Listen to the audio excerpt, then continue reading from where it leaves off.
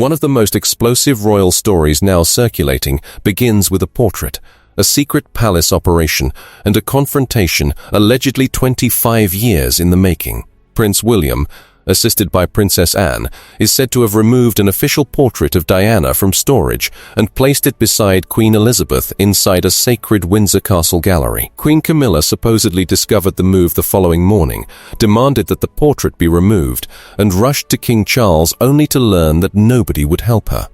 It is an extraordinary story. It has grief. It has revenge.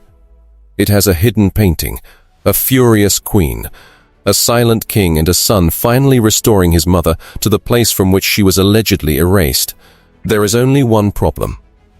As of July 2026, however, the central event has not been independently verified. The room described in the story has not been identified in the official Windsor material reviewed.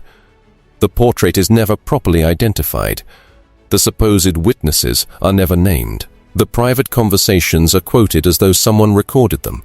No confirmation of the alleged operation or its supposed consequences has been identified in the official material and major reporting reviewed. What appears at first to be a devastating royal revelation may actually reveal something very different: how real grief, genuine history, and public anger can be assembled into a story that sounds true even when its most important details remain unsupported. Before we examine the evidence, subscribe for weekly royal family investigations in which confirmed facts are separated from commentary, rumor, and unverified reconstruction. The story works because its emotional foundation is real. Princess Diana remains one of the most powerful figures in modern royal memory. Her death in Paris on August 31, 1997, shocked the world. Prince William was 15. Prince Harry was 12. Both boys walked behind their mother's coffin as millions watched, creating one of the most painful images in modern British history. The breakdown of Charles and Diana's marriage was also real. Charles acknowledged his relationship with Camilla during his marriage, while Diana famously described a marriage crowded by 3 people. The public anger surrounding that history did not disappear when Charles and Camilla later married. William's grief is real. The public's affection for Diana is real. And the emotional complexity surrounding Camilla's place in the family is real. But none of those facts proves that William and Anne carried out a secret portrait coup at Windsor Castle. That distinction is where responsible reporting begins. The first question is simple.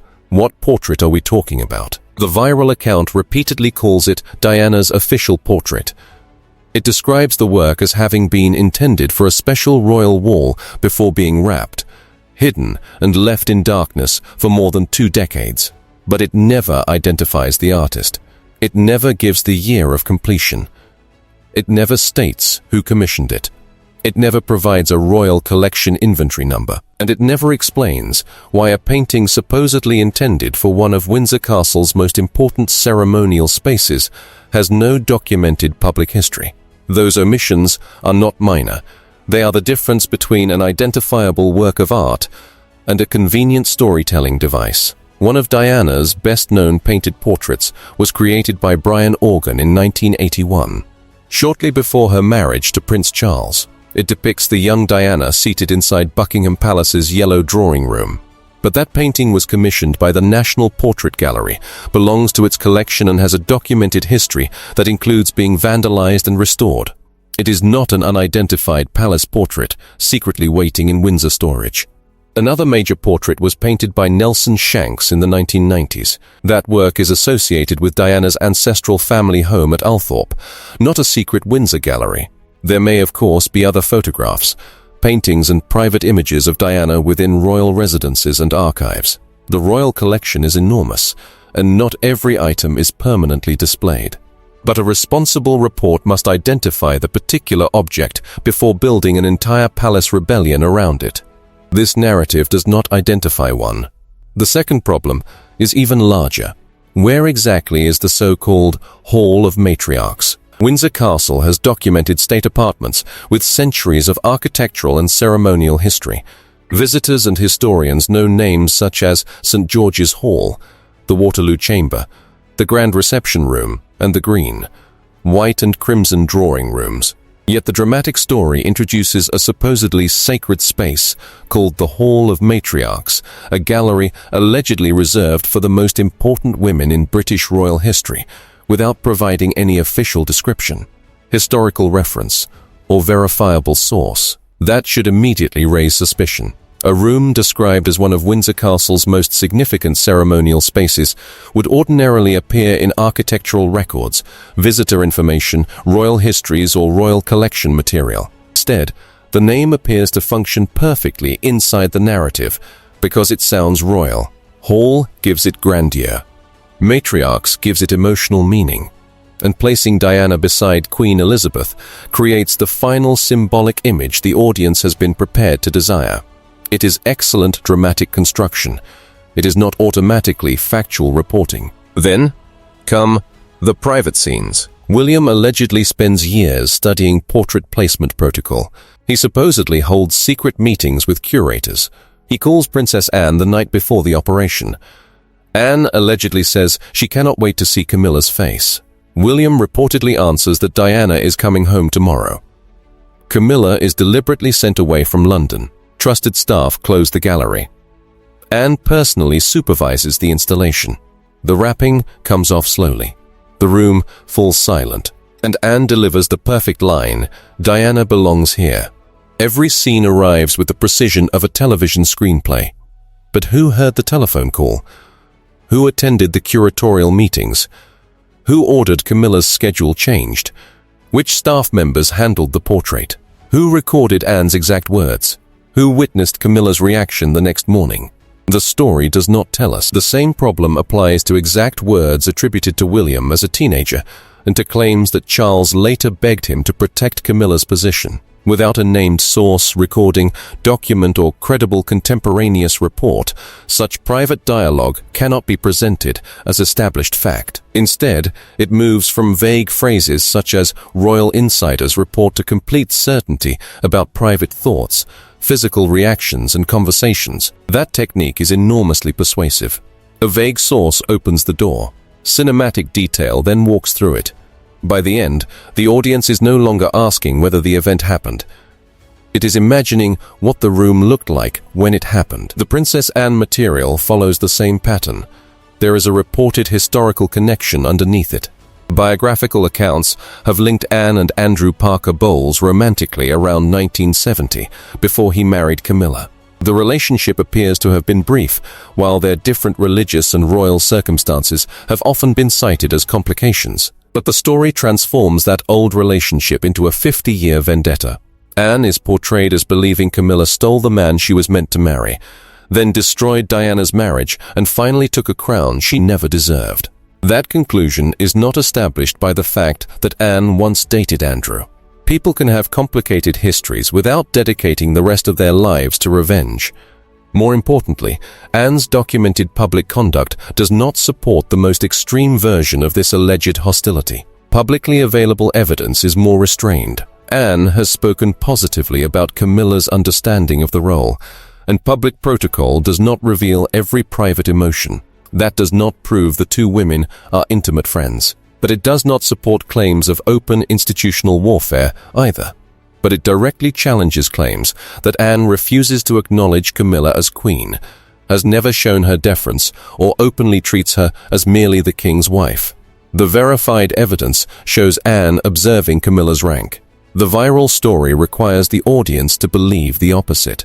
No credible public record reviewed confirms the alleged coronation lunch confrontation, the line that Camilla was merely the king's wife, or a special exemption allowing Anne to refuse normal protocol. Those claims may circulate widely, but repetition is not verification. The account then moves into even more dangerous territory by invoking Diana's fears about her death. Diana did express serious personal concerns during the final years of her life. Notes and conversations concerning those fears later became part of the official investigation into the Paris crash. Those materials deserve accurate context. They should not be used as dramatic proof that Charles planned Diana's death or that William secretly believes his father and Camilla were responsible. Operation Paget was established specifically to examine conspiracy allegations surrounding Diana and Dodi Fayed's deaths. After an extensive investigation, it found no evidence supporting a royal murder conspiracy. The later inquest concluded that Diana and Dodi were unlawfully killed through the grossly negligent driving of Henri Paul and the pursuing paparazzi. Henri Paul's impairment and the fact that the passengers were not wearing seatbelts were also significant parts of the established account. The existence of Diana's fear is historically important. It proves that she felt vulnerable. It does not prove that the feared plot was real. When a script places the note immediately beside the fact of the Paris crash, it creates a powerful emotional connection. The audience is invited to conclude that Diana predicted her own murder and that William spent decades preparing his response. But an emotional connection is not evidence. And this is precisely why the story is so effective. It does not need to state every accusation directly. It places selected facts in an order that pushes the audience toward the desired conclusion. Diana expressed fear. Diana died in a car crash. William grieved. Camilla became queen. A portrait was allegedly hidden. Therefore, William finally struck back. That is narrative logic. It is not the same as documented history.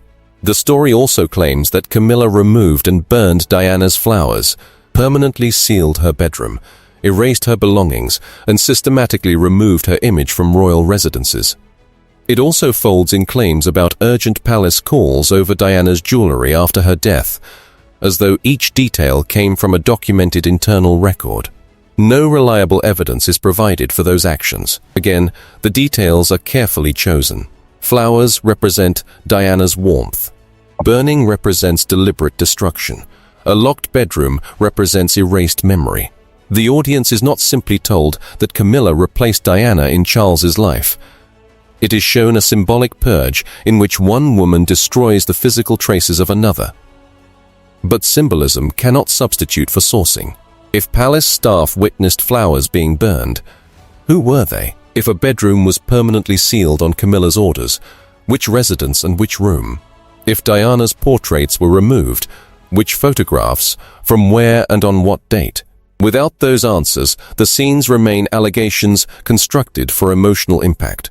What can be verified is that William has publicly honored his mother in a very different way. William and Harry jointly commissioned a statue of Diana for Kensington Palace. It was unveiled in the sunken garden on July 1st, 2021, which would have been her 60th birthday. Diana's siblings attended. The garden was redesigned with flowers associated with her, and the princes described the statue as a lasting symbol of her life and legacy. That was not a secret night operation. It was not designed to humiliate Camilla. It did not require unattributed palace dialogue. It was a documented memorial created by Diana's sons and made accessible to the public. The difference is revealing. William does not need an unverified revenge narrative to demonstrate love for his mother. He has already participated in a major permanent tribute to her at the palace where she lived. Diana's memory has also never depended on one hidden painting. Her humanitarian work, her connection with people affected by HIV and AIDS, her campaign against landmines, her relationship with her sons, and her transformation of royal public engagement remain part of the historical record. Her image is displayed in museums, exhibitions, archives, books, memorials, and family collections around the world. The suggestion that Camilla successfully erased Diana for 25 years is emotionally satisfying because it creates the conditions for a dramatic comeback. But Diana was never culturally erased. She remained one of the most photographed, discussed, and remembered women of the modern era. The public did not need William to rescue her from darkness. They never stopped looking at her. The final section of the viral story claims the portrait operation triggered a complete royal restructuring. Camilla was allegedly removed from engagements. Diana's former charities were supposedly transferred to Catherine's office. The palace reportedly began mentioning Diana more frequently. William had apparently used the monarchy itself as a weapon, and Charles had accepted that his wife's reckoning had arrived. These would be major institutional developments. They would involve public schedules, patronage announcements, charity organizations, palace communications, and potentially observable changes in the court circular.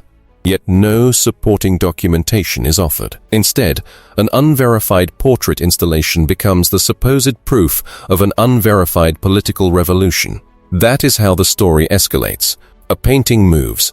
Camilla panics. Charles surrenders. Anne confronts her. William takes control. Catherine inherits Diana's causes, and the monarchy enters a new age, all without a named source, official announcement, photograph, or confirmable record. The story is not powerful because it proves its case. It is powerful because every emotional beat delivers exactly what a section of the audience already wants to believe. Diana is restored. William avenges her. Anne delivers justice. Camilla loses. Charles finally regrets everything. That perfect moral symmetry should make viewers more cautious, not less. Real family history is rarely so clean. People do not divide permanently into flawless heroes and defeated villains. Grief does not unfold according to a 25-year screenplay. And palace decisions involving priceless artworks do not become legally irreversible simply because one prince allegedly studied portrait placement protocol. The real relationship between William and Camilla may contain discomfort, painful history, and unresolved emotion. William was a child during the collapse of his parents' marriage. Camilla's relationship with Charles undoubtedly shaped that period. It would be unreasonable to assume that those memories carry no emotional weight. But acknowledging complexity is different from inventing revenge. There is no verified evidence that William blames Camilla for Diana's death. There is no confirmed secret alliance between William and Anne to reduce Camilla's position. There is no established Hall of Matriarchs. There is no identified Diana portrait newly installed beside Queen Elizabeth. There is no reliable record of Camilla demanding its removal. And there is no evidence that Charles silently abandoned his wife during the alleged confrontation. Nor is there verified evidence that Charles has privately asked William to preserve Camilla's future royal position after his death. Those are not small uncertainties around an otherwise confirmed event. They are the event. Remove them, and the palace coup claim loses its foundation.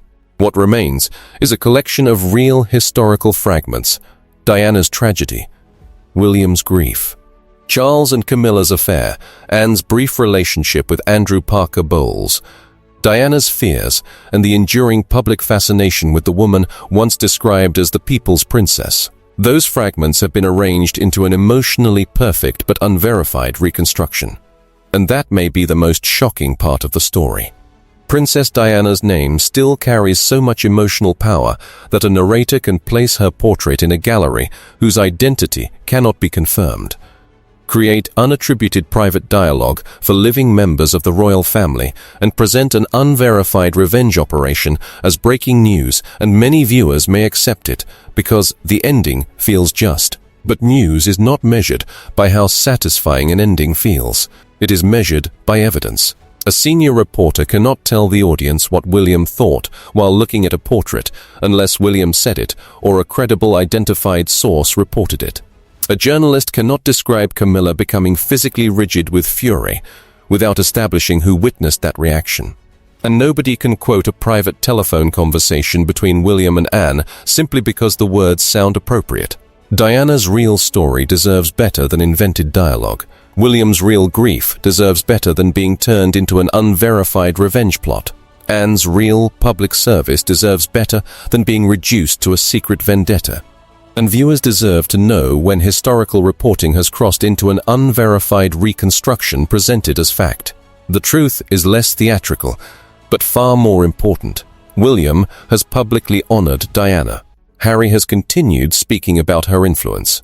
A permanent statue stands at Kensington Palace. Diana's humanitarian reputation remains globally recognized. Camilla is queen, and Anne has publicly spoken positively about her adjustment to the role. The official investigation found no evidence that the royal family arranged Diana's death, and no credible confirmation currently establishes that a secret portrait operation occurred at Windsor Castle. Those facts do not erase the pain of Diana's life or the controversy surrounding Charles and Camilla. They simply prevent that pain from being used as permission to present unverified events as fact. So perhaps the real confrontation is not taking place between William and Camilla behind the walls of Windsor Castle, Perhaps it is happening between evidence and emotion, between documented history and profitable mythology, between what happened and what an audience has been encouraged to imagine. The portrait story gives Diana a triumphant return. But the truth is that Diana never needed to return. Her memory never left. Her influence survived the divorce, the palace crisis, the years after her death, and every attempt to reshape the monarchy without her. She remains present in the public imagination,